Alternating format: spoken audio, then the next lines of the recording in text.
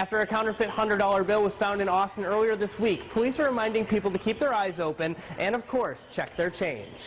The storms that blew through town early this morning took down trees all across town, knocked down several power lines, and even took down this large grain elevator.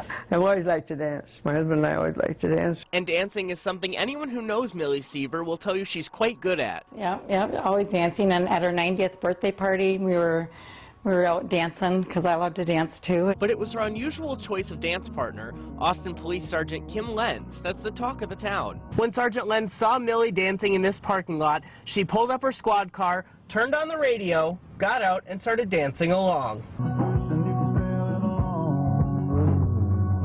The video was caught on the sergeant's dash cam and posted on the department's Facebook page on Thursday. Since then, it's raked in more than 21,000 views. My sister Terry had shared it, and I saw it there.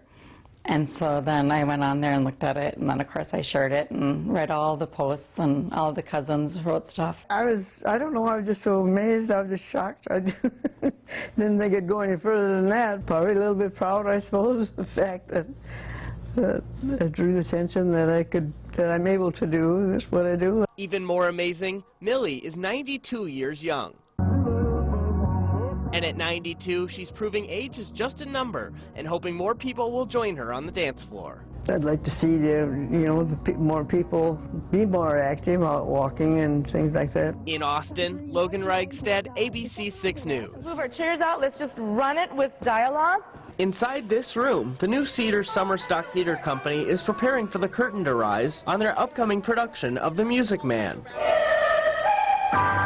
A group of young talents breathing new life into the halls of an old building. The students we're bringing in are from all over the country. They're coming from very reputable BFA programs for performing arts. From Rhode Island to just down the street, they're bringing the arts to rural Iowa. Most of them don't realize how big of a deal it is, I think, and so when I tell them, like, they're from all over the country and they do audition and all this stuff, they're like, whoa, so this is actually a big deal, and I'm like, yeah, it is. Maggie Steele is a student at St. Ansgar High, hoping to one day study musical theater, and being a part of a high-caliber performance so close to home is something she didn't expect to happen. It's an amazing opportunity, especially because it's such a small town, and acting and performing just isn't a big thing here, and so this is a huge deal for me. While also helping establish the group in the community. I'm just really overwhelmed by the kindness and the generosity and how much support I feel this company is getting from the community here. And that's, I think, what's gonna make it last, and what makes it important is that it's not just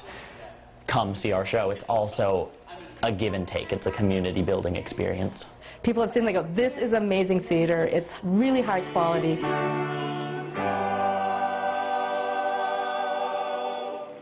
It's a sound that's hard to forget. The sound of a World War II bomber overhead. Yeah, it's been many years since 1942. The last time I flew with a B-25. But on Saturday, nearly 75 years later, Ted Lyric is back on board. Iwo Jima, Okinawa, Guam, Saipan, Tinian. Getting another ride on one of the planes he kept running for 4 years.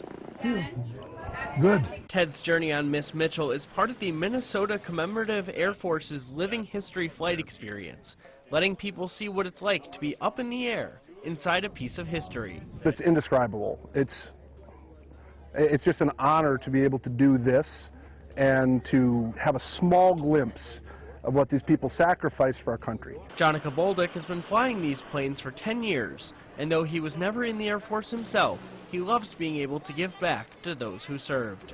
These were 19-year-old kids who had never left the small town they grew up in. They found themselves halfway around the world, sleeping in tents. It was 100 degrees at night, getting shot at every day. But for Ted, as the world changes, some things remain the same. I just like old times, except